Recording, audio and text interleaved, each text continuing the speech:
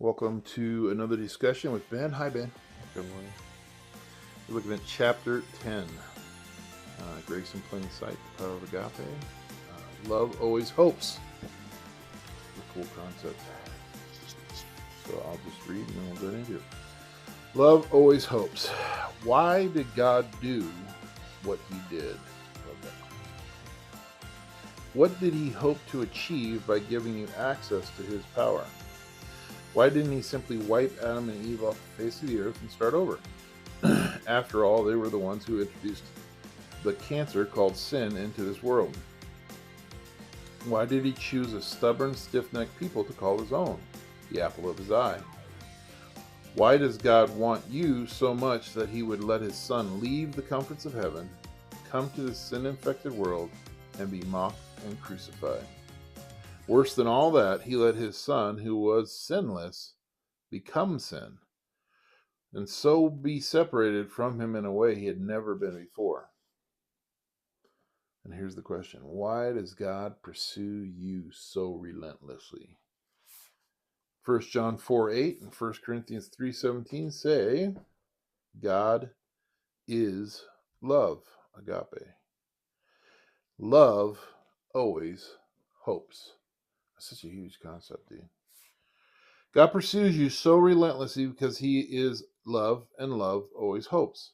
The Father hopes you will long to know him as he longs to know you. He hopes you would be willing to have a relationship with him like the relationship he has with Jesus. As the Bible tells us, he will not break a broken reed, or a smoking wick he will not put out. God is love, and if there is the smallest chance you will surrender, he will never stop hoping. This hope is what keeps him going even after 6,000 years of heartache, suffering, rejection. There has never been a time that he does not hope for a relationship with you, because he knows that only in a Christ-centered relationship can two separate beings become one, just the way he and his son are one. Do you understand what I'm saying? God's greatest desire, the thing he is willing to give up his own son for, is to become one with you. If you don't believe me, read John 17. Think about that, dude. If you start reading the Bible at the beginning with that thought in your mind instead of all your own little thoughts, just going, his greatest desire, the thing he's willing to pay the highest price for, is to have a relationship of oneness with you. Hmm. I think you'll start getting a better context setter for scripture. Hmm. Yeah, I found it um,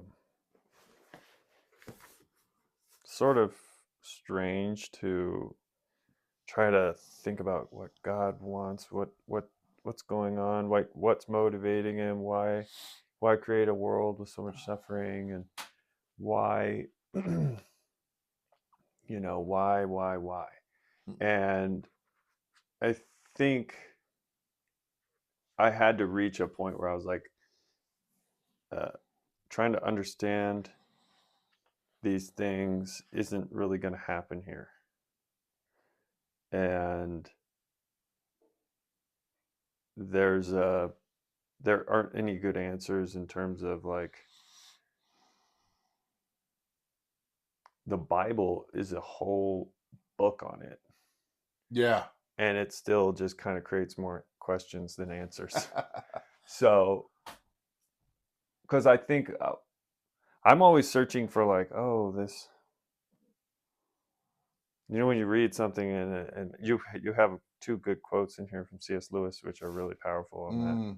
Which when I read them, I was like, oh yeah, okay. But I think we're looking for compression, like compress all of this into a sentence that I can understand, or a paragraph or something. And that desire for certainty has to kind of be left at the door when it comes to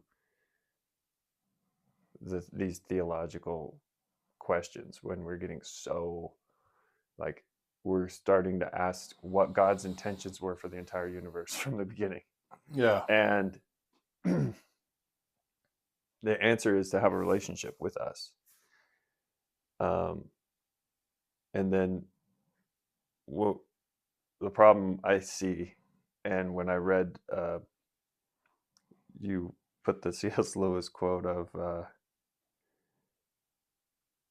there are only two kinds of people in the end. Those who say to God, thy will be done, and those to whom God says, thy will be done. I believe that the damned are, in one sense, successful rebels to the end, that the doors of hell are locked on the inside. And I remember feeling like this kind of like angry at God, and I don't want to be around you. Leave me alone. And you got a place called you got a place where I don't have to listen to you, and I don't have to deal with you. Yeah. Then let's go. You know. Yeah. And I feel like I think that is what hell is full of. Yeah. I think it's even more. I think it's full of that, and because like what it says in Corinthians, where it says, God, love always hopes. Down further, it says, right now in this place, we see in part. It's kind of like when you get out of the shower and you look at, the mirrors are like, you can see an outline. You don't have a clear picture, but when we die and go to heaven, that's where we're going to have complete understanding. So you can't get it all right here, but you can't get enough right here to tell you there's something going on down. Yeah. And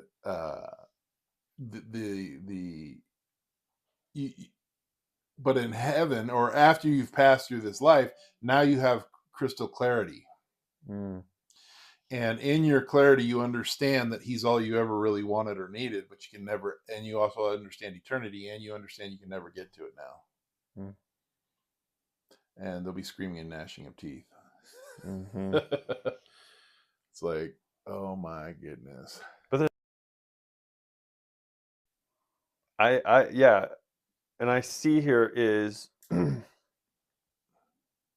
there are those who really do want to reject God. And they will. And they'll do it. And they'll be successful rebels to the end. And there's I think I was most seduced by that idea early on, as late teens, of like,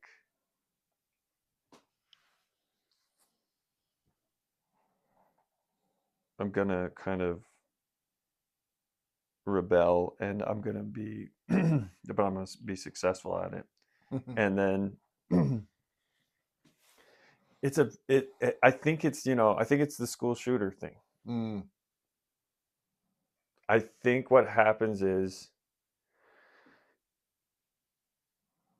we can get focused on the tragedies that are happening around us.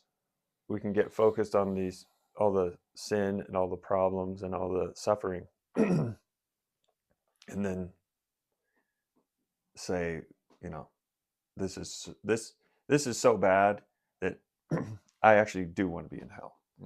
And because there's this attraction to hell. Because what I've always seen and heard from Christians is a healthy fear of God's judgment. And then what I see on the other side is F that. No fear. Yeah.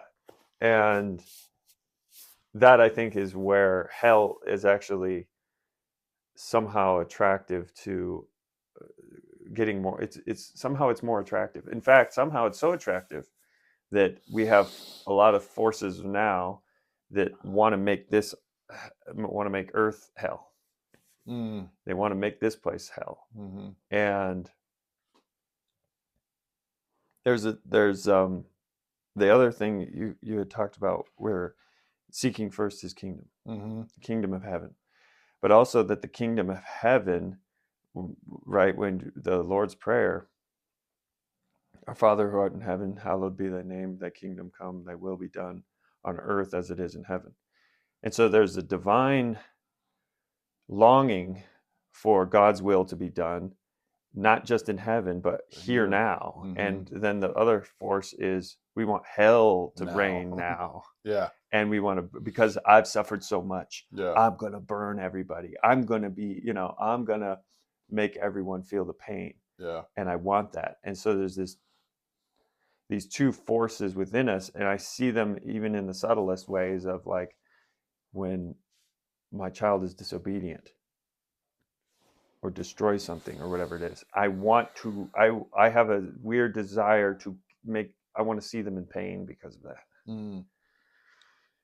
And it's, to me, that's, you know, in my own heart, I can feel this war rage of, do I need, like, or if you know, if Rachel's annoying me, I could say something that hurt her feelings. Yeah. Oh yeah. And I almost want to. There's a part of me that wants to. Yeah. There's a satanic part that is saying you can hurt people and you know, get away with it and whatever it is. And so that's kind of what was coming up to me when I was reading that first part of like, God wants a relationship with you, but you might really not want a relationship with God. Yeah. Well, that's the crux of it all. I think that's why it's really important to go, who is God? You know? And he says it. God is love. He says it twice in 1 John. God is love. For verse 8 and verse 16. God is love. And in the specific word there is agape. So in this world, we've brutalized the word love so much and misused it and misunderstood it that we need to go back and go, okay, so what is love? You know, if you can show me what that is, then essentially you can show me the DNA of God. And so then we have 1 Corinthians 13. Everybody loves to use it for a wedding, but really if you sit down and the deeper meaning is love is patient. Love always hopes. Right. When you want to destroy somebody with your words because they've pissed you off, hope is not part of the equation. Right. Love keeps no record of wrongs. Mm. So when we see God go, I mean, as a young man, I struggled with God going, you know, if you just ask for forgiveness, I'll forgive and I'll throw your sins as far as the east is from the west. And it's like, I can never conceptualize that because I'm like, what? Well, why would he? Why would he want to hang on to your mistakes any longer than you needed them to be held on to you? Mm. He doesn't need them. And so he's free. He's like, yeah, I'm going to wipe it away. All these things, I'm working towards a place where this will all be gone because it's not important. Love does not rejoice in evil, but rejoices in the truth. I mean, that's probably one of the biggest parts of the equation that the world's definition of love doesn't take into account. The world's definition of love loves evil, right, and hates the truth. Right. But biblically speaking, if we assume that he wrote the Bible, which I do, and he says I'm love, and he says what the definition of love, there's 17 points. You know, think of it like DNA. We have like 4 different letters there's 17 different letters that make up the DNA of love. And he goes through and he names them all. Love never fails. So when we start to do that, and so if we use that as a baseline, then we can see where the other side, the rebels, why they're doing what they're doing. They're not those things. Satan is not patient. Satan is not kind. He keeps a record of wrong. He hates what is evil and loves what is evil and hates what is true. He's not, God's not boastful. God's not jealous. God's, but Satan's all those, the other side of that. And I share that sermon a lot of times when I'm traveling and stuff, is the DNA of God is what I call it. And so we look at that and go, because I don't think a lot of people understand who God is. Right. You know, they don't, not for lack of wanting to, and not for lack that God didn't make himself known. I think the heavens declare the glory of God. Right. You know, and I'm having problems here. I don't know what's going on with my phone. But who is God? And if we can just sit and go, like a little kid, who's my daddy? Yeah. Like Hans and Ivan, why? It was so funny. I'm a grandpa, so this is not my first rodeo. But when I took the boys to the Valley store yesterday, poor Isaiah is not a dad. And those guys were talking 36 miles an hour times 2 because they're twins. Yeah. And Isaiah's just over there like this. And I'm just having fun with them, throwing out questions, and they're asking, what's a latch? What's this thing on the window? It's a Yeah, latch. yeah. What's a latch? How do you say latch? How does it work? Why do you have a latch? And so walking it through them, like it's kind of like a doorknob that only goes so far. It does this, and they stop and they listen. Once I interact with them, they would listen. And then when we got to Storms, I said, come here. And those 2 little dudes watched me open the latch and see what it did, who had no understanding what a latch was before. It wasn't in their realm of thinking. And all they could do is play with that latch. They're like, this is amazing. Mm-hmm. That's what it's like with God. It's like, I don't have to understand him completely to understand him at all. What I have to do is accept him on his terms, and then I can start seeing him more clearly. It's just like a baby with an adult. Your babies don't understand you. No. They don't understand this world. Mm-mm. They only see physically, they only see dimly right out of the womb. Mm-hmm. But what they do see, they embrace. Whether it's stuffing pizza in their face or stuffing a rock, it's like, oh, a turd. But they embrace it enthusiastically. And that's what God's saying. He's like, look, my mercy's new every morning. I always hope. So this is what I'm working towards. Yeah. I'm not worried about you putting rocks in your mouth. That's not the main issue. You shouldn't do it. It's not good. Right. But the main issue is I'm going to be here and be your father. And you're going to be my child. And we're going to grow a relationship. You don't understand me, but I understand you. Yeah. I think it's unfortunate, though, that our father figures and our father role models in the United States have fallen so far. Yeah. That I feel a strong aversion towards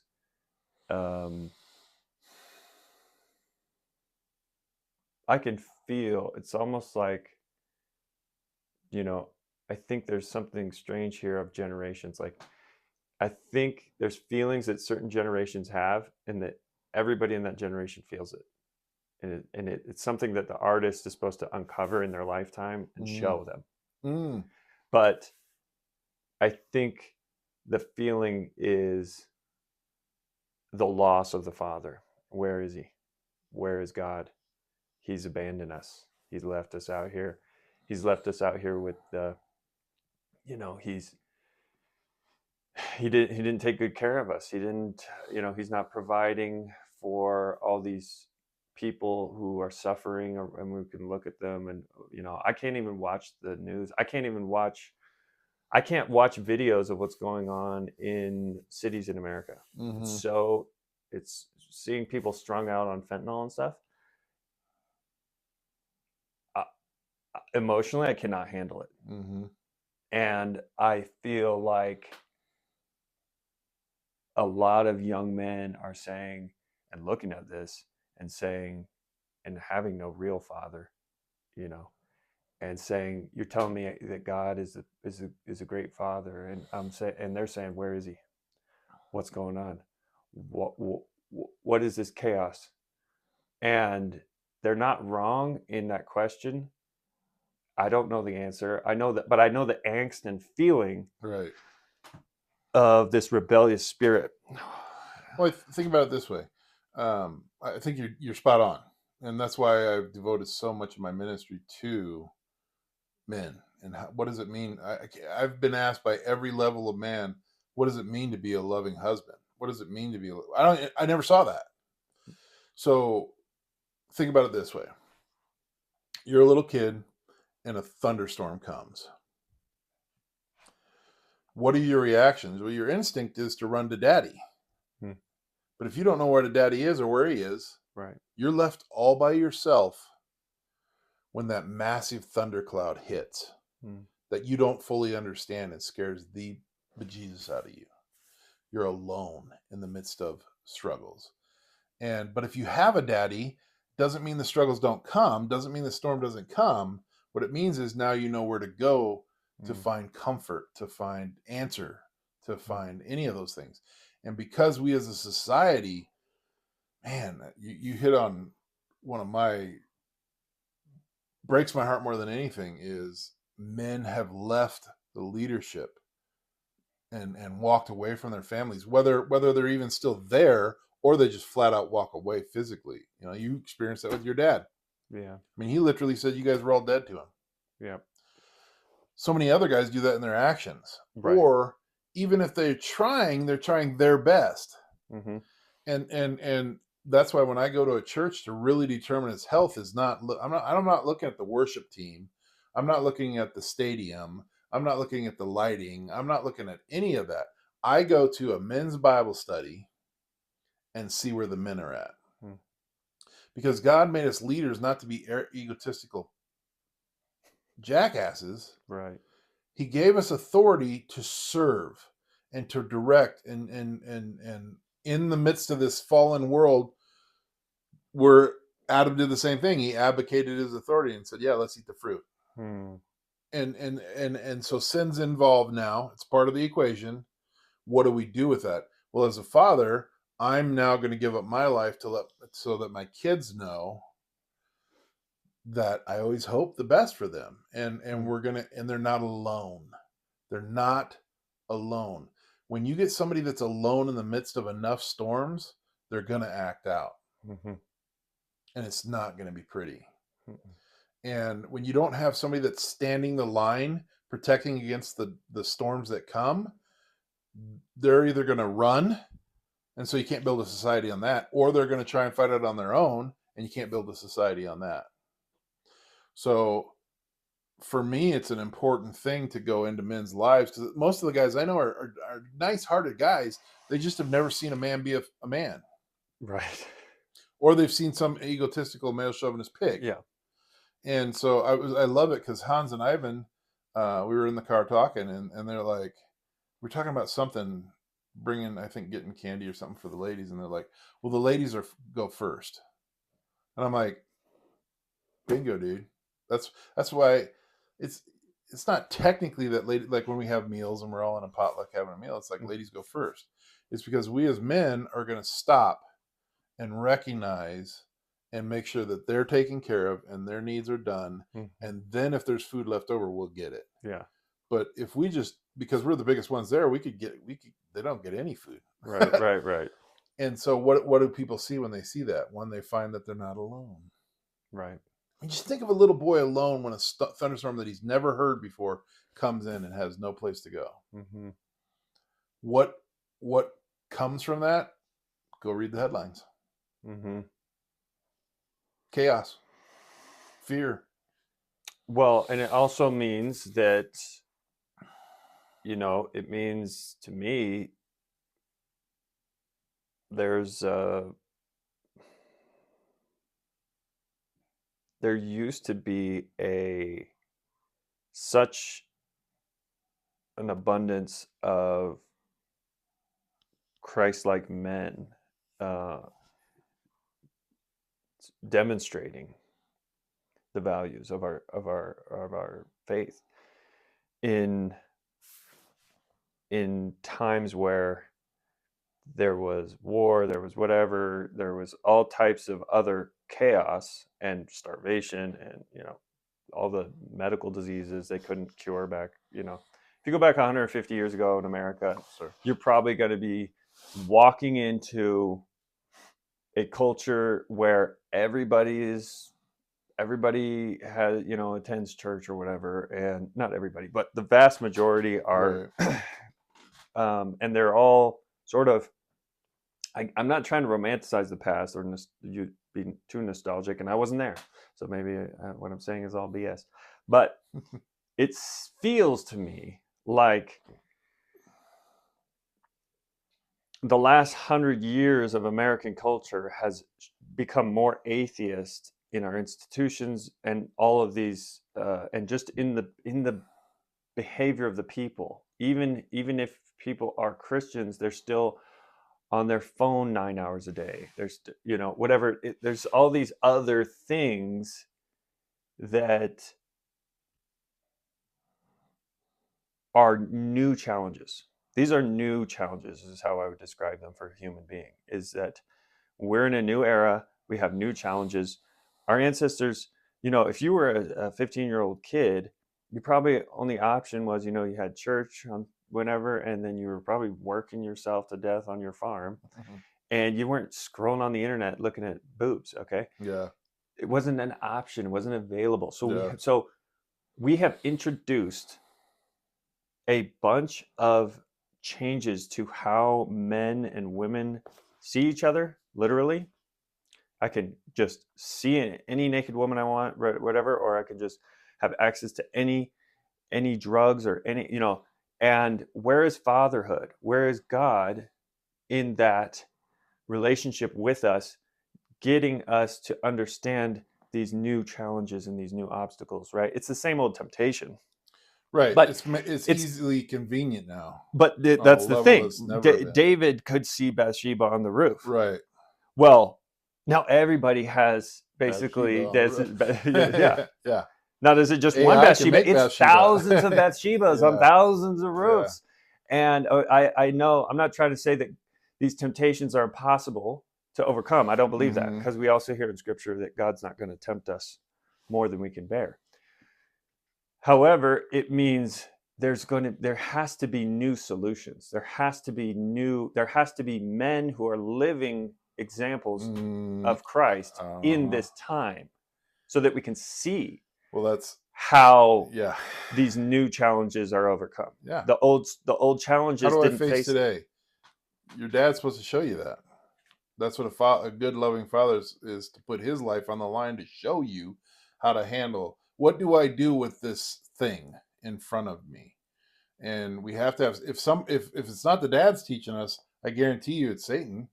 He's going to want to do it. But God's given fathers authority to be the ones that step in and go, this is the way to walk in it. I think where there's a lot of breakdown, and especially when you really start seeing snowballing, I mean, it happened before, but in the 60s, you had people come in and go, question authority, with the logo on T-shirts and everything. Which here's the thing, I agree. Right. I totally agree. Right. Question. You can question me. I don't care. You should question authority. What the breakdown is they didn't wait for an answer, or they didn't accept the answer. Right. And so they said, the way mom and dad and grandpa did this for 100 years is BS. Well, a lot of it probably was. You don't have to go to church and wear a tie. It doesn't have to be no laughter or whatever. Those things are true, but what were they trying to do? They were trying to teach self-discipline, self-control, trying to teach that we work together as a community. You're learning that up here. Oh, yeah. It's like, yeah, you can go live and do whatever you want, but you can't do that in community, because now I have to take into consideration others' thoughts, and I have to communicate. Wow. Yeah. I have to think about other people's perspective. Right. And it's hard, but there's fruit from that. Right. Like I brought you apple butter yesterday. Oh, yeah. There's fruit from us working together. So it's payoff, but we need men to be what God created them to be, and that is leaders who go, I'm going to break trail for you and show you how to find true north and go after it. I'm going to show you here, and that was a big learning point for me with my kids. I didn't learn any of this from my dad. Right. Right. Right. And it was such a new groundbreaking thing for me that when I realized, instead of hiding from my kids my personal sin and my personal struggle. Now, don't get me wrong. I didn't share every detail. I showed them what daddy does with his sin and with his struggles. Right. And so many people are wanting to put this Facebook image out. Right. And that's not the way it works. It's like, I'm older than you. Right. So I should go before you and show you how this is done. Now, if you figure out a better way, great. We'll walk in that. But for now, until you reach that point, I'm going to wipe your butt. You don't have to wipe my butt, so that you'll learn how to wipe your butt, Yeah. And if we don't have anybody that teaches us to wipe our butt, what do we have? We have a society that's walking around full of poop. Yeah. And go read the headlines. And this is what God's looking at when he looks down from heaven, because none of this has changed. The principles are all there. We've just sped it up. and we've made it ease of access, you know. But he's looking down from heaven and he's going, I want to have a relationship. I love you, these guys so much. I'd rather die than live without them. Any halfway decent father understands that. Like I now love, Mark Aaron's learning it. I love something like I've never loved. This is crazy. I didn't even know this existed. He's looking down and he's going, I want a relationship with them that's more intimate than they could possibly comprehend. But I can't hold them if they're covered in poop. Yeah, but so I feel like the cry out is, why have you forsaken me? That's where we feel.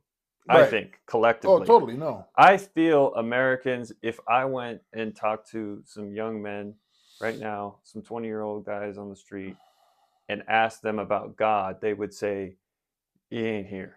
Right.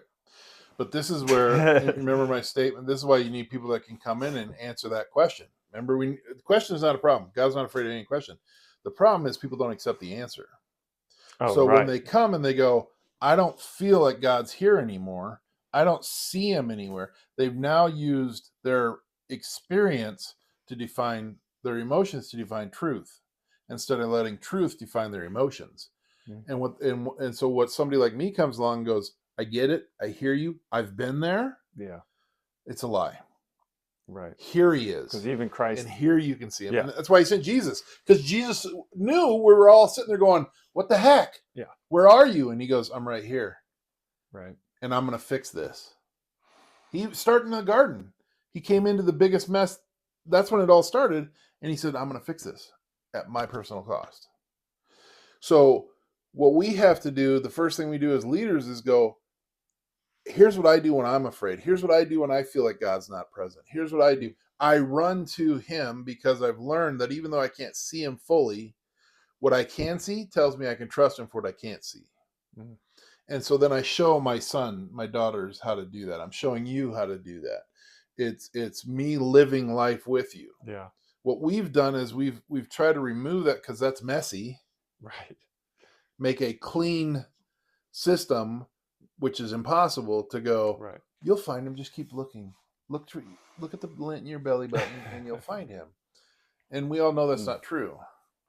Okay. Well, then it brings up me to another question, which is on page 214, where you say Philippians 3, Colossians 3.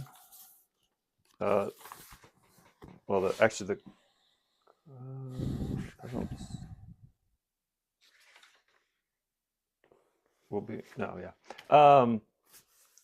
Sorry, I was looking to see if there was a question right before it, but there isn't. Forgetting what is behind, I press ahead for the upward call that is in Christ Jesus. Seek things above, not the things of this earth. And I think that might be the problem, which is when we seek things of this earth, we have to look at the earth, right? So we have to look around us, and we have to move in this space of like whatever we can touch and taste and smell. So when I try to do that, I'm so disappointed witnessing when I look to the things of the earth. It's so heartbreaking. And I can't help these people. Like, the weirdest thing is watching a video of someone who's clearly suffering and clearly needs a hand, and no one is contributing anything to help this person, and you can't because you're on the other side of a screen, 500 miles away. But if you saw this person in front of you, you would be, you would fall over trying to help them. Or at least I would think you would. Yeah. That's the feeling you have. You have this urge to help. But there's this feeling of impotence in our culture of when we look to the earthly things and the evidence around us.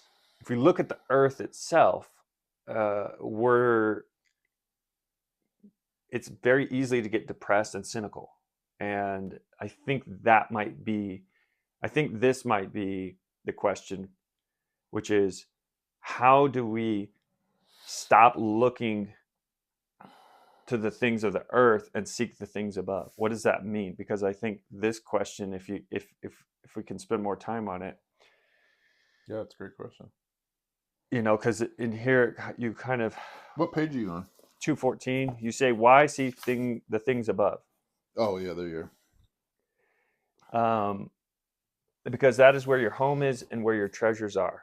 And everybody's saying, no, my home's right here on the earth. My treasures are here. I got my new, I got my GameCube, and I've got or my wife or my kids can be your treasure of whatever it is. Fill in the blank. And so I think that's where, I think that might be, I think you've hit on one of the breaks, like a snapping, a breaking of our psyches collectively, where for some reason we don't even know what it means to seek things above anymore. Right. It doesn't make any sense to us. Well, who do we see doing it? Well, if you said 150 years ago to someone, don't be concerned about earthly things and seek things above, they kind of know what you mean, because they probably had parents who, demonstrated some form of that for them, or, their culture supported that idea. The church was actually supporting these things. And well, let me take a stab at it and see. There's a couple things going through my mind. One is, we don't see the practical application of this in leadership's lives. So if you go to a typical American church, you're going to see the pastor on stage for maybe, if you're really good, solid church, 45 minutes. But you will have no interaction beyond that with him.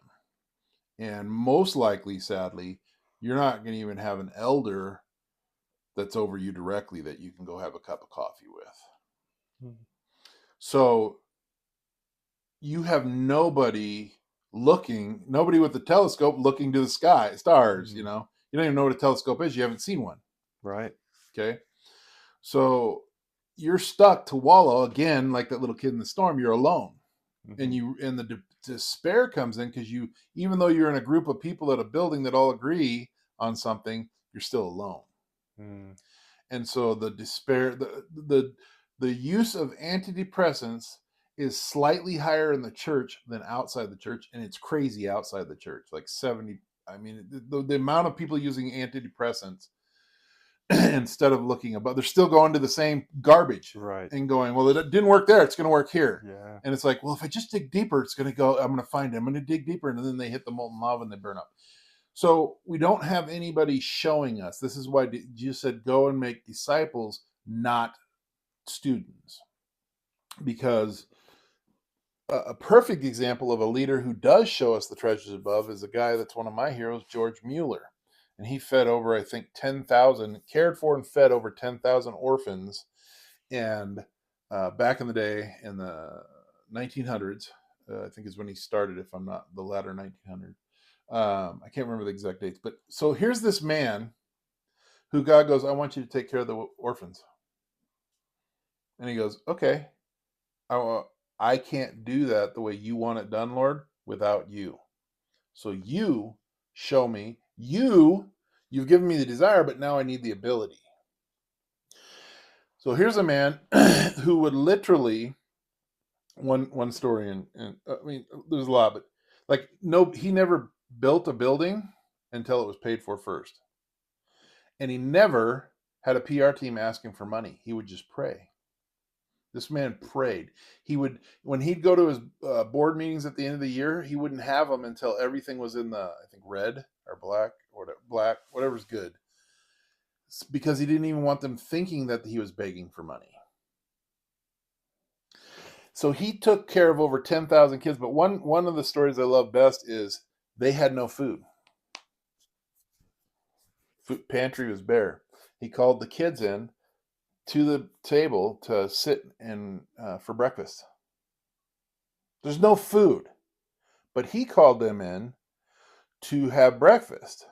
And as they're coming in to have breakfast, there's no food.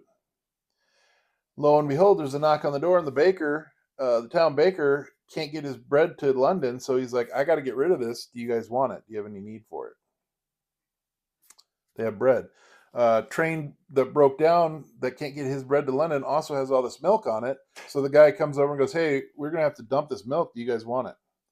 So he stepped out in faith. He stepped out in trusting in the thing that he can't see in heaven to function in the world that he is in.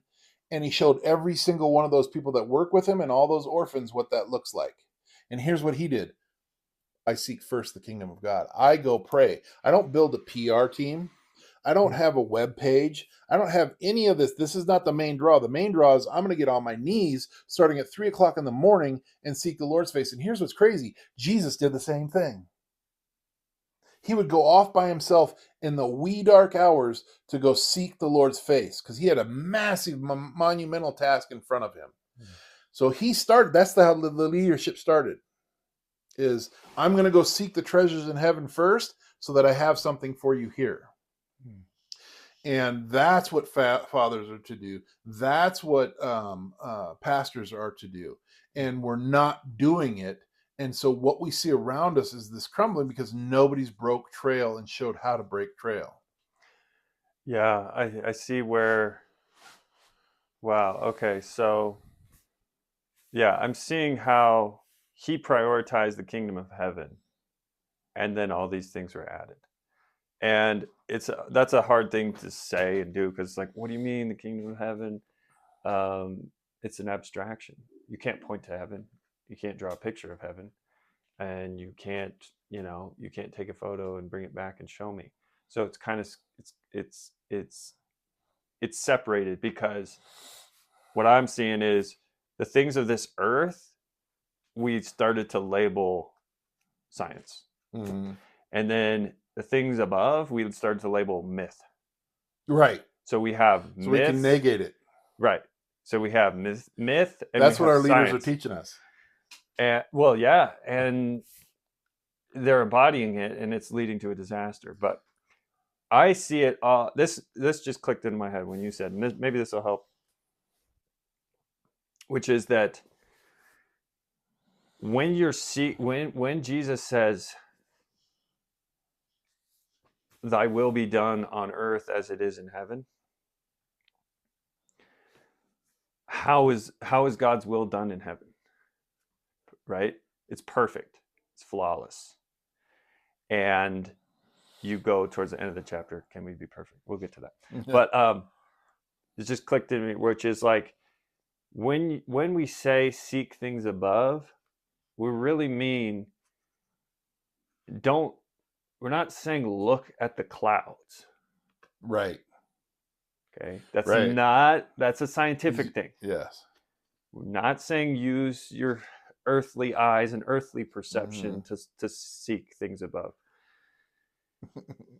So what it really, another way of saying it would be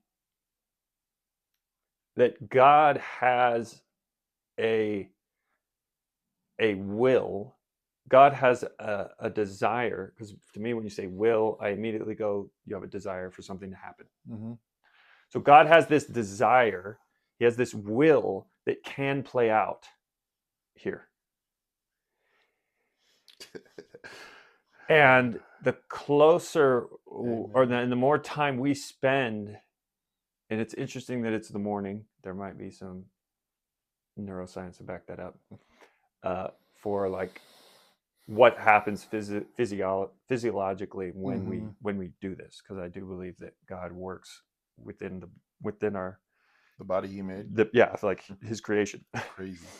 Because again, I'm trying to put the science and mythology, instead of separating them, bring them together. So the science would say, oh, it's just neurochemistry. We'll just give you SSRIs. We'll just give you antidepressants. And we're tweaking the other chemicals. Well, yeah, and whatever it is, and we're fixing your physical needs.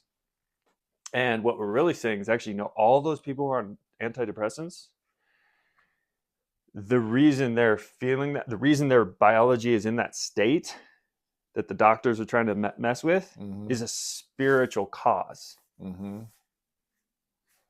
There's no such thing as a spiritual cause anymore. Right. Everything is material cause. So So you've just ignored the one thing that could actually fix it. the only, yeah, Think of it this way: what was I going to say? I just started. Thy kingdom come, thy will be done. right, When you think of kingdom, you think of a geographical place. right. What if what he's talking about is not a geographical place? What if a kingdom is the king? Mm, Jesus Christ is the king. He's the kingdom. Where does the kingdom dwell? In within, you. yeah, So what he's really saying is seek the truth. When he's saying seek the things above, he's saying seek the truth. right, Who is the king? I am the way, the truth, and the life. Go after those instead of these. mm, And when he talks about the world, he's talking about the things of corruption, yeah, death, carnal, despair, all these things. yeah, So, and this is where like a lot of people fall into that because it makes logical sense of we can see and taste and touch science, but we can't see and taste and touch the myth. I think that's a lie. I think God knew that, and that's why he set up the whole program to work the way it does, and why we don't go the moment we accept Christ, we stay here, because our lives are supposed to be the example, are supposed to be the thing, because God says, it says in Psalms, taste and see mm, that the Lord is good. So what we walk in now is called blind faith. Everybody has faith. They believe what they believe. right, But what they walk in this world is blind faith. There's no rhyme or reason other than what they've made up in their own mind. God's going, I'm going to show you. So when you look at the universe, when you look at the headlines, when you look at the world around you, what we do is we fixate on one thing: despair, destruction, whatever. And he's going, wait a minute. There's a whole universe. There's more information out there that's not despair, destruction, or anything than there is. That is. And yet we fixate here instead of going, this universe is bigger than I am. This universe is stronger than I, more powerful than I am. What? Because if we ask that question, the foregone conclusion is there's somebody outside of this that I can run to. And if Satan can just get you fixated on this thing that you're stuck in right now, you won't see those other things that are just as real there, or like the miracles. Like so here's, I get a lot of Christians that are like, well, Mark, we're just supposed to try our best. There is this whole spiritual thing is just a metaphorical experience thing of us trying our best. And I said, no, that's a lie. And I'll tell them this story. Can you explain to me how I put a stick through my radiator in my truck one day, and literally nobody outside my family physically knew about that? Nobody knew. And the next morning at 7:00 in the morning, I have a young man from 50 miles that way show up on my doorstep and tell me God told him to get me a radiator. You just experienced something, So there is the physical, but this is just, I would say this is even more real. yeah. No, I think you're right. I think the lie is that they're separate, that the earth and things above are somehow, or when you call the earth science, nature, whatever it is, right? And then you say myth and you separate them. What's really interesting is the actual scientists are learning that no, what happens in the brain that you think is reporting your senses is not. Your eyes are not a scientific instrument. Your nose is not a scientific instrument. Your ears are not a scientific instrument. These are not objective instruments. These are actually part of a subjective and therefore interpreted. All your senses are being interpreted. All your senses are not your eyes are not a microscope. Mm-hmm. Your eyes, if you follow the pathway of what happens when, because I'm studying this for drawing, so I can go into this. When you study what happens when the photons and the light waves hit in the eye, they go down the optic nerve, they go into the visual cortex in the back of your skull.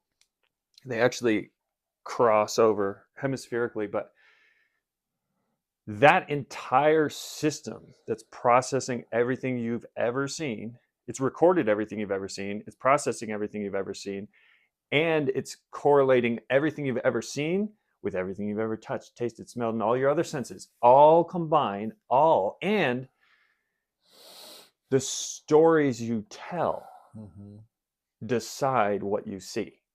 So the at the highest level, we could call it narrative structure. The brain is narrating your senses to you. Your brain is telling you a story through your senses. That means that what is myth? It's narrative. So myth is story about actions and dialogue. Your mind works in that same way. So if what you're seeing is going to get you to do what actions and dialogue, like what you want to say and do, you'll see that.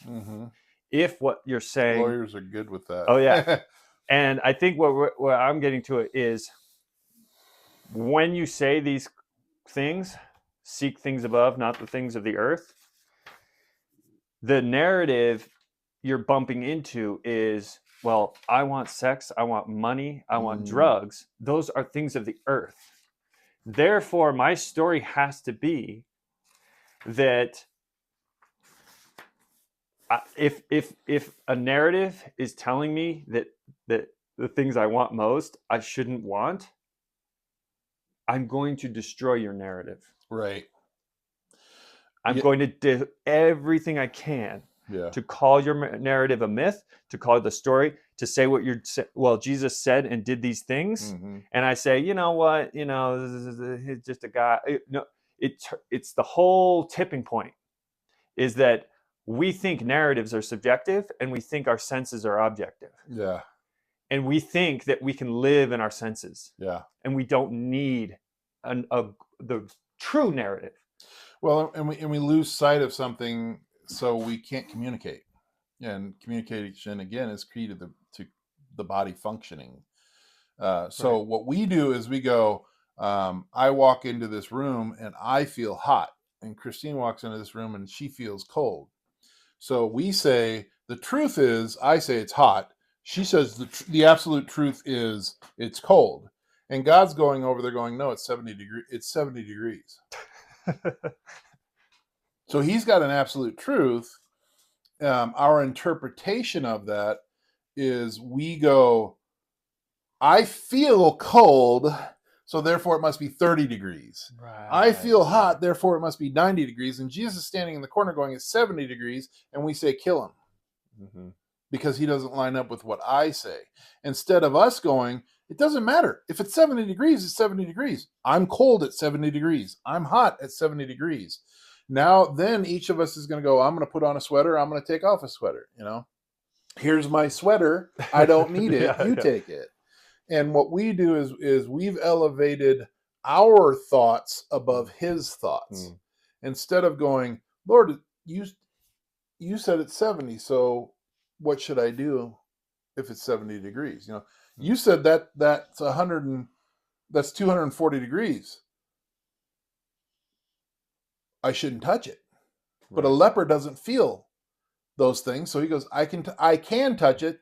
Therefore it's okay to touch. No, that's a wrong equation. What does he have to say? And has he set up enough for us to see those things? And that's where daddies, loving fathers, come in and go, I always hope to teach you these truths. Right. I think the scary thing is when you have the collapse of fatherhood in a culture.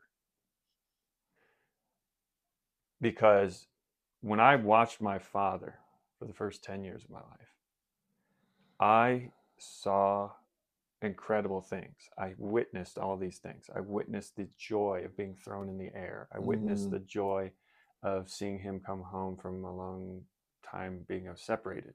I felt the longing for him when I was, in pain or whatever it was. I felt the warmth that he could bring, and I felt all these things. And then when I get to the narrative and you're telling me that God is a loving father, in my bones I know what you mean.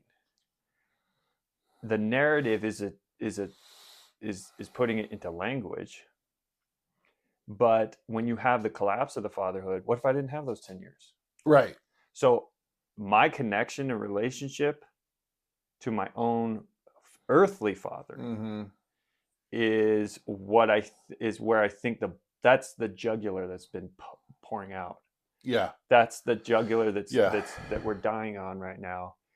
And my whole thing with returning to Christianity is the truest, not truest. Truth. It is the truth in terms of You should say Christ is the truth. Christ is the truth. And when I say Christ, what I'm saying is the story of Matthew, Mark, Luke, and John, Acts, Romans, the narrative and the Old Testament talking about it. And what is all that? It's a bunch of descriptions. What did he do? What did he say? This is narrative. So the narrative has the truth. The narrative has the truth. The narrative highlights the truth. So think of it this way. Well, I get people ask me, what's a Jew? Well, the Jews as a nation, in my opinion, is a tapestry that God does a self-portrait. So we see stories of him going, I'm going to take care of you even when you're rebellious. And we go, I don't know what that means. But then we watch these stories go, they were schmucks. He still took care of them. Right. They were schmucks. He still took care of them. What's that teach me? Because while everything you're saying is true, it even goes deeper. I did not have a loving father. I didn't have a loving home. I didn't have anything that would teach me that these to reference these truths and go. So when I see the word loving father, I'm thinking about, the only thing that he was even close to a loving father was when he was drunk and he'd drive around and be crazy and it was fun. So that's my concept of loving father. My concept of love was my dad would bash my mom's face into the foot of the bed till blood is coming down because her nose is broken. And then he'd say, I love you. So all my words were askew. So then how do I get to where I am today? Because I didn't just get caught in that. I went, no, wait a minute. What do I see in society around me? What do I see not society, but what do I see in the world? I see somebody put a hot ball of fire in the sky that one gives me light and two makes food possible. So I know that even though I don't understand it and can't put words to it, there's somebody that cares. What is that? And as I dig deeper and I start going from my understanding to what I'm seeing and I'm stepping out in faith and I'm hearing the narrative, all of a sudden I start experiencing along with that narrative the truth. That's why when your child comes out of the womb, nobody taught them in the womb what a loving father is. Right. How did they learn that? Did they sit there and go, well, first I have to understand you before I can accept anything from you? Or did they run into your arms? Did they fall into your embrace? Did you be you because you always hoped that they would come to that place where they understood and you'd enter into that kind of relationship, but it didn't start that way. You met their needs while they were pooping and peeing on you. Yeah. And through you were telling them.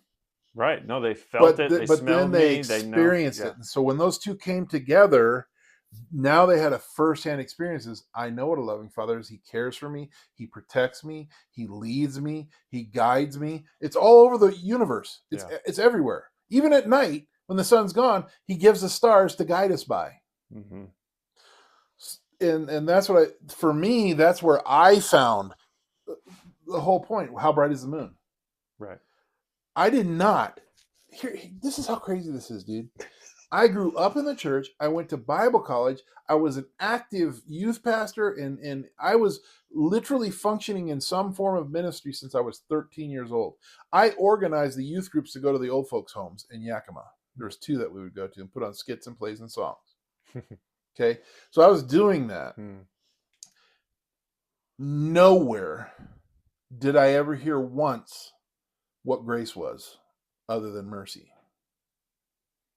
I didn't learn it even from the words that were in here because the words were so misused that I couldn't see it. It wasn't for lack of wanting. It wasn't for lack of reading. I learned Greek and Hebrew. I self-taught Greek and Hebrew so I could have a deeper understanding. Still didn't get it. It was when I looked at the moon and saw that it has no light of its own. It was made to reflect. And I was like, oh my God. So he has made himself clear in written word, in words of the universe. But what's he say we are? We're his poem. Mm. He's written you and I, if we surrender to God, we're a poem or a song that he's a storyboard that he's writing that others can see. Right. That's what we're supposed to. That's why he left us here. Right. We're now what Jesus was to the disciples. We're now supposed to be to the people.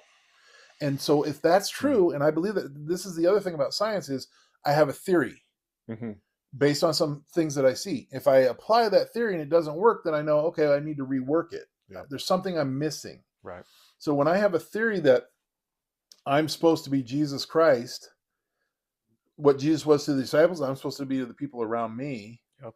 I apply that theory and I go to Jesus and I go, well, how did he do it?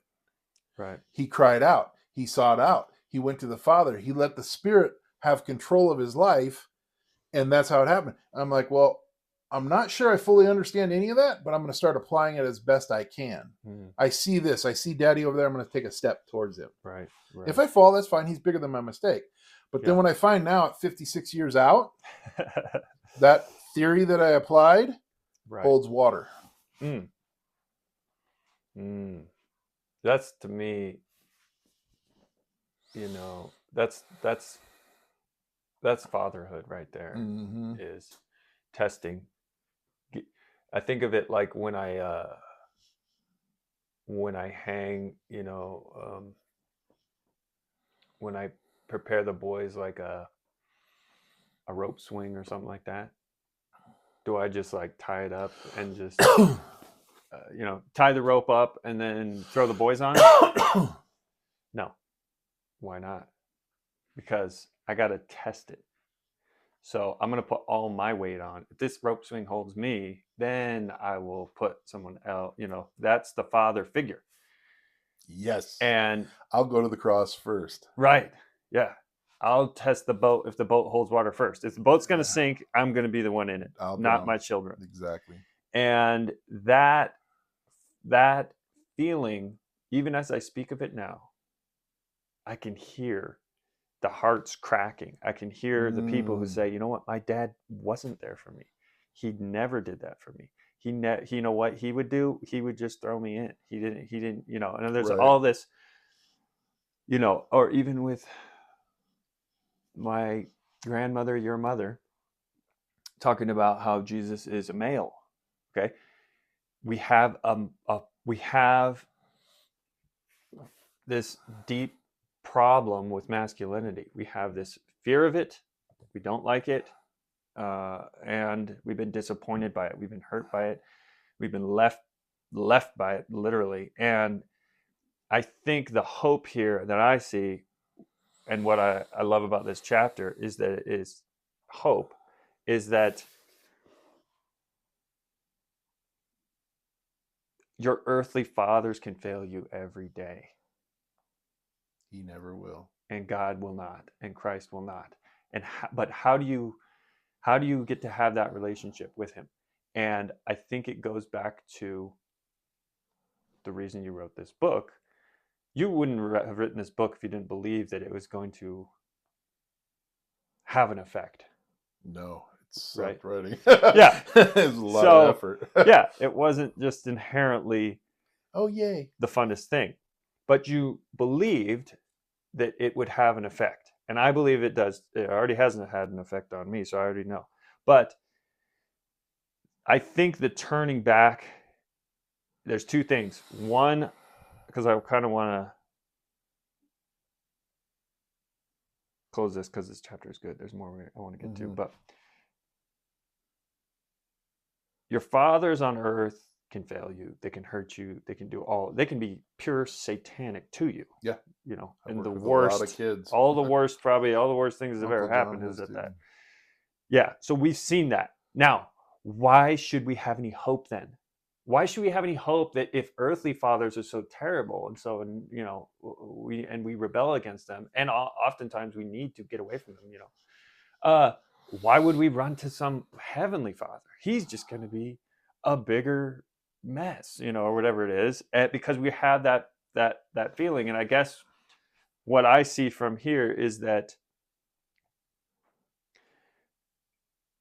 God did not leave us with just our earthly fathers. He also left Bingo. us with Jesus. Yeah. And yeah. And if we're in that place, for me, you have to run to Jesus, because when you do that, because what I'm basically saying is, you've been so disappointed and broken by the earth, you need to turn to narrative. You need to turn to myth. Myth should not be dismissed. You need it, because the reason you need it is because you didn't watch your father love you. Mm-hmm. But you can watch God love Jesus. You can watch it happen reading the Bible. Think about this. When I used to watch TV, Leave It to Beaver. Oh, yeah. I didn't have a good dad, but I watched a good dad on TV. And here's the thing. I could distinguish between a good dad and a bad dad. Here's a dad that was portrayed as the head of the house. He protected his family. He fed his family. He put him in a safe house. He made sure his wife had all that she needed to be an awesome wife and take care of the kids. So all the shows that I watched growing up, there was no Married with Children type of shows, or Roseanne Barr, or any of this kind of stuff. The fathers were put in a position that was good and wholesome and showing. So even if you were sitting as a little boy and just watched your dad beat the crap out of your mom and belt you so bad that you have blood on your butt, you could sit and watch. Well, you didn't sit because it hurt, but you'd watch this dad. So I heard a story. Watched a story about the good. And so here's what happens. You now have a choice to accept this is the narrative or this is the narrative. Am I hot or am I cold? And he says, it's 70 degrees. Here's the truth. And once I start operating and asking the right questions, not am I hot or cold, but what is the temperature and what impact will that have on my life? Once I go at that place, it doesn't mean that I'm not hot or cold. It just means I know now how to act. Am I wet or dry? If it's wet out, if he says it's raining, I'm going to bring an umbrella. If he doesn't, and what people try to do is they try to encapsulate one moment in their life and live the rest of their life by that moment. So if I walk out, it's like this. If I walk outside right now and it's raining and I put a rain jacket on, that makes sense. But if I've determined that I have to have a rain jacket on for comfort, now it's 90 degrees out and I'm wearing a rain jacket because I've established a religion that we wear a rain jacket. That if you feel like a woman as a man, you're born as a man, you can be a woman. Whatever, fill in the freaking blank. But you now have taken one thing and you have elevated your thoughts above God's thoughts and are asking the wrong questions and you're fixated on the wrong thing. I could have been fixated on my dad easily. But I kept reading this narrative of this love, and you kind of addressed it with my mom and other women. God, they don't believe God's a male. Only because they fixated on the bad males. Bingo. If they fixated on the good males, because this is like the big one now is they go on the street and they ask women, do women need men? And like 80% of the women are like, no. And 80% of the men are, do you need women? Yes. And it's like, and then so some of the guys will ask them and they're like, do you realize that the house you live in, the electrical cords that go to your house, all the things that you enjoy, 99% of them are made by men. If you have a guy that breaks into your house and is going to rape you as a woman, do you want another woman there with you, or do you want another good man? And if you want that good man, now you can differentiate between a bad man and a good man. So you have the concept within you to go, there are good men. It's easier and it's better for society if men stand up and be what God called. Masculinity and femininity aren't good or bad. They are what God created them to be. And that's why God, in Greek or Hebrew, he's always referred to in the masculine, never in the feminine, because he is that leader. He is that protector. Satan's done it so we're fighting each other. Are you male? Are you female? Are you black? Are you white? Are you tall? Are you short? Are you, there's always this division to tear apart. God's looking to bring together. Who fits better than a male and a female? And here's the crazy thing, life's produced. Crazy. Because I guarantee you, I would not look at Cherith Brook, dude. This was trees. Yeah. And now look at it. Why is that? Because I had a wife who, when I wanted to give up, said, can you give me 30 more days? Wow. And then when she wanted to give up, I said, can you give me 30 more days? And here we are almost 20 years later. Other people are benefiting from this. And I'm a visionary. So I had to learn to follow through on my visions. You know? And so we need each other. We're a poem together that is supposed to express. That's why I believe that the single greatest myth or narrative or what do you call this? Books you call screenplay that expresses God better than anything else is a Christ-centered marriage. Right. Because in that Christ-centered marriage, you're going to see two people surrender themselves for the other. Yeah. And it only functions, because we get worldly people that do that, but it doesn't work in the long term, is when they both surrender to God first. Yes. You say that on 206. Yep. The best place to see a shadow of what God wants can be found in a healthy Christ-centered marriage. Which, again, I guess what I'm trying to say is, and you know this because you've experienced it your whole life. You know this much more than I. But what I see is when you ask young people to imagine a father, they're not going to like it. Most I would say most of the people I know, if I'm like, imagine a father, and everybody's like, well, look at all the TV shows. He's a bumbling idiot. He needs to be told what to do by his wife, who's like stressed out about everything all the time. And that's kind of like the culture now. Mm-hmm. And then we'll ask them a Christ-centered marriage. See, the problem I see is, imagine God's a good father in heaven. That's how we want to describe him. Okay, well, I hate my father, and I hate every father I've ever met. So F that guy, I want to go to hell. And then say, well, actually, God wants a relationship with you if you look at a Christ-centered marriage. And then they're like, my parents are divorced. My friend's parents are divorced.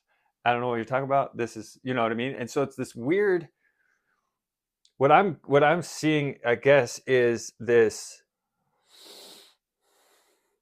inability to, there's a gap. There's this the perfect, and we're going to talk about perfection before we finish, because it's the last page of the book, and I was really happy you talked about it. But the perfection of Michelangelo's Sistine Chapel, he's a Christian. He images God and Adam together, right? Mm-hmm. But here's the thing. You look closely, God has stretched out his arm entirely. His fingers are completely extended. All the muscles are showing. Because obviously Michelangelo's amazing anatomist. So he's showing us this perfect extension from God. And Adam has his finger back a little bit. His finger is bent just slightly, just enough. There's a gap there. And I think that's the gap. That's the gap, because it's the gap of metaphor. And it's telling someone, hey, I know you've experienced all this stuff. So all the symbols you have, Jung would call them archetypes, right? The archetype of the father, the archetype of the couple, the married couple, the archetype of the baby in the relationship mother to baby, all these symbols that every culture sees. So we all have them in here. And they say, oh, my symbols are corrupted. Oh, my father figure is ugly. My mother figure is not there. My, marriage is divorce. When you say marriage, I think divorce. When you say father, I think mean. When you say mother, I think she's drugged out or she's a wino or whatever. So we're lost in this, where we need these metaphors and we need these relationships and we need these understandings of these characters, and they're not present. They're not available in the flesh to us. So here's the question. For me, that's an opportunity, and here's what I did with that opportunity, because I was in that place. There must be more. Or you can stay in, this is just it. For me, I went, there must be more, because I see more in the universe around me. And that started me on a journey to go, what is the more? And that really, because I didn't see it in the church, I saw it talked about in the church, which is a good start. When you look at God in the scriptures as that mythology, if you're clear, you can go, well, that's not my dad. So now you know your dad wasn't a loving father. So now you know what a not loving father is. So now we have something to push against to go forward. But if you're stuck there in that wallow, you can't go forward. And Satan's very good at getting people stuck in that miry clay. But for me, I looked at, because I went to the church, but a lot of people haven't even gone to church. I looked at these truths and went, there must be something more. But Satan wants you to get fixated on this is it. And when you start to go, there must be something more, you start turning away from that and turning to this. You may not understand it completely today, but you understand it's different than this. So now, instead of looking at my dad and going, well, this says loving father, I had a father, I can now go, this says this is what a loving father is. That wasn't my father. Now I can determine my dad wasn't a loving father.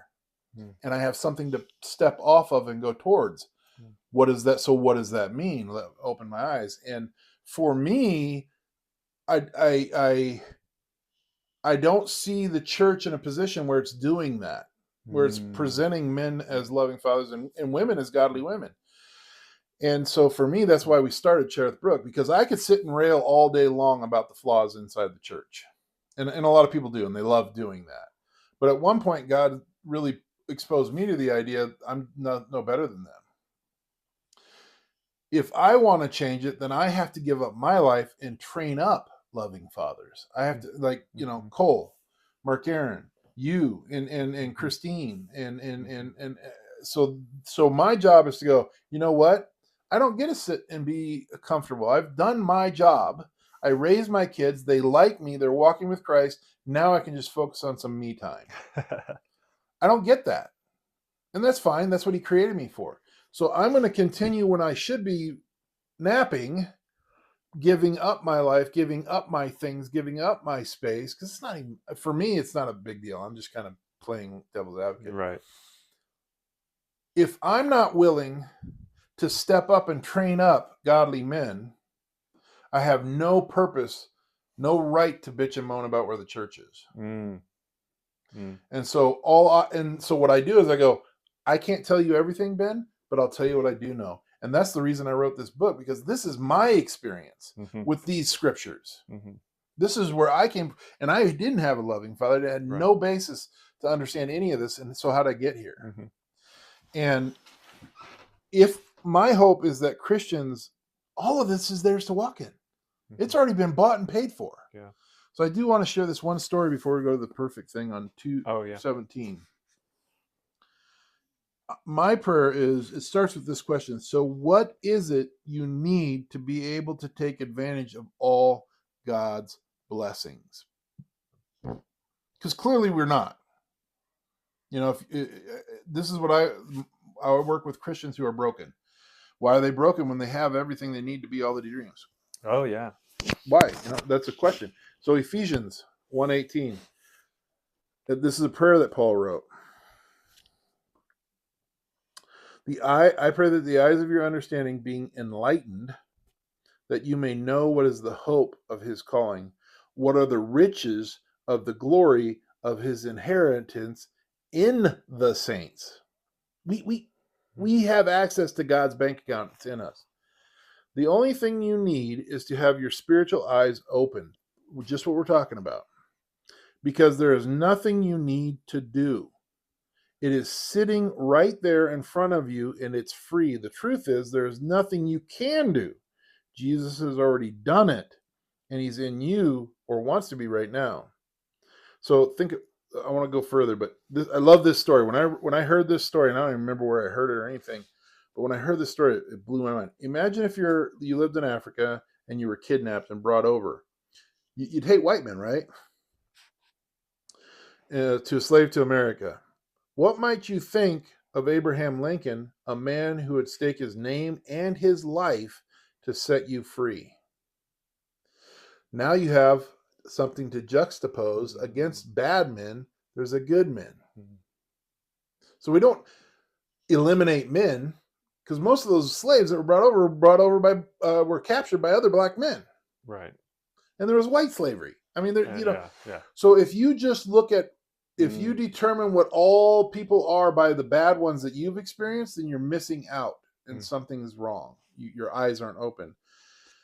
And here's where I think most Christians, I don't, I think most saved Christians live in this place in the Western Church. Here's the story about a man. The greatest possession this old black man had was Abraham's signature. The actual signature of Abraham Lincoln on a letter he had been given many years before. He took it everywhere he went, and every chance he got, he would show it off. He would say to people, "Do you know President Lincoln, that godly man? Do you know what he gave me?" Then he would pull out his worn old letter and show them Lincoln's signature. The thing was, the slave couldn't read. His eyes hadn't been opened. So he had no idea what the rest of the letter said, and he continued to live as a slave. Then one day he showed it to a man who could read. When this man, who had himself been a slave, saw what the other man was carrying on about, he said, "My friend, do you know what you have there?" The old man replied, "Yes, I do. I have the signature of President Lincoln." The former slave said to him, "Oh, my friend, you have something far more important than that. Let me open the eyes of your understanding. You are carrying around a document that sets you free, and it says you were freed 20 years ago. You want to understand my ministry? It's setting the captives free." There's so many people that are honestly saved. That's not even a debate for me. They have the name of Christ written on their hearts, but they haven't read the rest of the letter. You want to talk, because what's the biggest thing I hear from other Christians when I talk about perfection? That's not possible. Mm. And they're reading the same book that I read, Mm. the same Bible, and it's like, and I bought that for years. And here's the little lie. Here's the subtlety of it. All those words are right, except for one thing. It's not possible for you. Mm. It's all he can do. Right. As impossible it is for you to be perfect, it's impossible for him to be unperfect. Right. And he has died because he has always hoped, this is his hope, to give himself to you. So that perfection is possible. Not yours, his. And until Christians learn to walk in that will be my task to share what I know. Yeah, it's really good. It's a scary,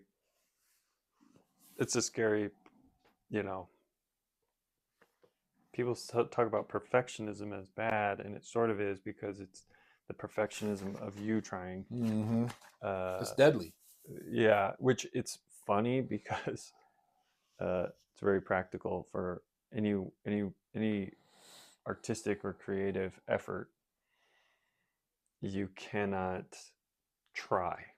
You can't try. You can't try to make, the Sistine Chapel or whatever. You can't try to do these sculptures. You have to be possessed. It only happens when you're possessed, and you're either possessed by demons or Christ. Yeah. So pick carefully. You can only if you're going to go into, or you can just submit to the some institution of earth. Right. But if you're gonna step out, if you're gonna, I mean, I could have just stayed in the Marine Corps. That could have just been my religion forever. Yeah. I know guys. A lot of guys do it. Live their whole life and they give it to the Marine Corps. And I'm not saying that's bad, but it's a form of this. But you are asking, is perfection really possible? On 2:20, Colossians 1:28. Mm-hmm.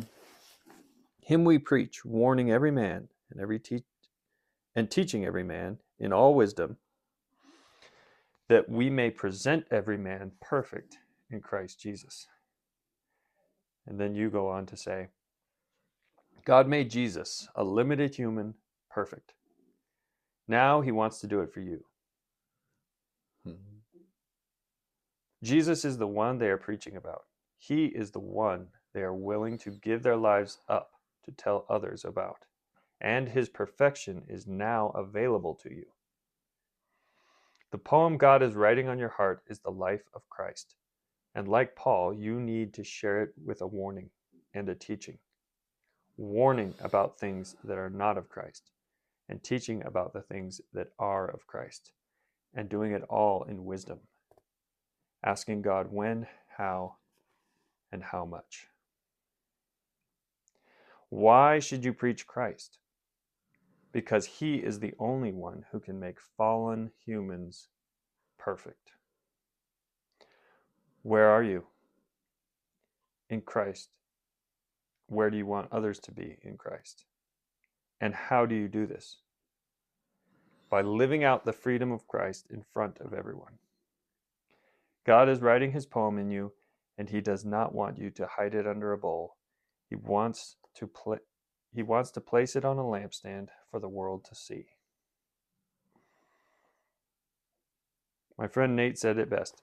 Do you have a relationship with Christ that is so attractive that people want one of their own? And to me, that is the hopeful message. That is hope. The hope is, because despair is saying, like you said, focusing on all the negative, focusing on all the, whatever it is, trauma is a big word now. Everything's traumatizing. And you say in here that Christ is what makes, is the only thing, Christ, he is the only one who can make fallen humans perfect. Which for me is the hope. That's the hope right there. Because That's his hope. We're all stuck. We're all fallen. So I think the funny thing is the problem I see with rejecting Christianity is actually naive and just not knowing what it's not knowing Christ. Well, that's why Jesus looked down from the cross and forgive them. They don't know what they're doing. Yeah. That's, I think, where we're at more than ever. Yep. I think so. But the hope is there because even in that, that's why he died. Yeah, exactly. So it's I want to give myself to you. Yeah, it's powerful in that way of like Christ never says, oh, everything's fine. Shut up. That's not what he's saying. Yes, he's saying sin is real. It sucks. Hell's real. And hell can be here on earth too, or God's will can be done here on earth. Yeah. And I'm so praying start now for God's will yeah. to be done here. Yeah. And you've embodied this and lived this out for me to see in front of my eyes. I'm that's, I think, a blessing. I think that's a blessing. The biggest blessing of our relationship is that you have been able to struggle and fall down and keep getting back up and walking towards Christ my whole life. I've seen that. So for me, it's a blessing, but I do understand that not everybody has a mentor like that. Not everybody gets to see that. And so that's where I think the despair comes in, is like, I remember being in college, my wife had just left, and I'm just sitting in there and I'm just like, I'm alone. There's nothing here. There's this. And I think, oh, here's a video game, here's a movie, here's my phone, whatever it is. And I think there's a lot of people who are in that place right now in our culture. I think there's a lot of young men who are in that, who are where I was, just sitting there alone, and you've got some technology to try to distract you. And let's see how long you can do that. For me, it was killing me, But I think that this is where the hope is that you don't need a perfect earthly father to understand there's a perfect heavenly father. Mm-hmm. And you don't need to see all bunch of good men doing all these nice things for everybody all the time to believe that Christ can work within you, because I didn't have a mentor till I was 36. Yeah. Not what we're talking about kind of mentor. Yeah. And so how did I get there? Yeah. I didn't get fixated on the bad. I knew the bad was bad. I remember sitting in the rehab psychological classes I was taking with all these alcoholics, and their biggest struggle was, they couldn't tell who was good, their mom or their dad. The dad that's in the drunk at the bar, and the mom that's bitching and complaining about him. And their big struggle was, but that's my dad. And when it came to me in the circle, the psychologist is asking me, so what's your, and it was 13 guys. So they all had the exact same kind of conundrum. And it came to me and I said, I'll be honest with you. I don't look at it that way. I knew my dad, who was a drunk, that was wrong. And I knew my mom, who was sleeping around, that was wrong. That didn't mean I love them less or I love them more. That's not part of the wrong equation. I love them because they're my mom and dad. They have flaws. And even as a young kid, I couldn't tell you why I thought that way, but I recognize that that's wrong. And probably because I've read the Bible enough. But now it's come to a place where I have to go, am I willing to give up my life to go tell this story? And this is what I would put here is, I wrote off on the side of this particular chunk of scripture was, Paul died to share this message. Every one of the disciples died to share this message except John, and he was boiled in oil for sharing this message. What's one of the hallmarks, if we accept that Jesus can be perfect in you, not your perfection, what would be one of the hallmarks we would expect to see out of that? If you experience that truth, you're going to share it. You want to know why I wrote this book? I experienced everything that's in here. Mm-hmm. You want to know why I'm walking with Christ? Because I experienced those. As a little kid, I experienced a good day. I experienced a laughter. I was raped at 10 years old by a church leadership. My dad would beat my mom and show up on church on Sunday crying. So I have every reason not to. But here's what I learned. Jesus didn't do any of that. And so I wasn't going to serve their God. I was going to serve the God. Jesus wasn't Jesus. The one the youth leader was portraying, that wasn't the Jesus I saw in the Word. The one my dad was portraying, that wasn't the Jesus I saw in the bed. So now I knew what an unloving father was, what an unloving youth leader was, And when it's the darker it gets, here's a funny thing. You still can't put out the light. It just gets brighter. But you have to open your eyes. If you're not willing to open your eyes, then yeah, you won't see the light. But no matter how, that's the thing about darkness. It's not a thing. It's the absence of light. So the darker it is, the brighter the light gets. You can take a little tiny light in here, a candle. Like I could light one of our candles right now. You wouldn't see it, But at night, it lights it enough that I can walk around the house. When it's darkest, you'll see God at the best. And that's why I think what we're coming to in the world is what he talks about in Revelations is there's going to be turmoil and strife. And what we're going through right now is what we've caused. But there's going to be his wrath that comes into play too. But the purpose behind that, it's like discipline. The purpose behind that is to bring you into a right place. With the Jews at the very end, they accept Jesus. Why? Because 2/3 of them are wiped out over a 7-year period. And they finally go, we can't do what we need to do to survive. We accept your terms. And he goes, I'm here. That ends the whole tribulation. The moment they say, we accept you on your terms. Because he started out at the beginning going, these are my people. I'm going to paint a self-portrait. What's the portrait we learned? God is love. And that portrait is, I always hope. I never fail. So if he says, I'm going to make myself known and paint a self-portrait of these people, at some point they have to come to him and be his people because that's what he said he wanted. And they have to want to. So over the whole span of this world, he's gone, I'm picking these people to do something. You know what? I'm going to pick the stupidest, most stubborn people in the whole world just so you can clearly see it's me. because a lot of times the Jews are like, well, we're just genetically better. It's like, I don't think so. If I know God, he always picks, like for myself, he picks the losers because he shines brighter. And so he's going to bring about that love that never fails. The nation of Israel at some point in the future, I guarantee it, will bend their knee to God because they want to and say, you're God. And the moment that happens, he comes down and the whole tribulation stops. He's like, everybody, we're done. And the whole point of this, everything that's going on, is because I want to have a relationship with you, but you have to want it. And I cannot force this kind of relationship. Love always hopes. We'll end it there. Amen.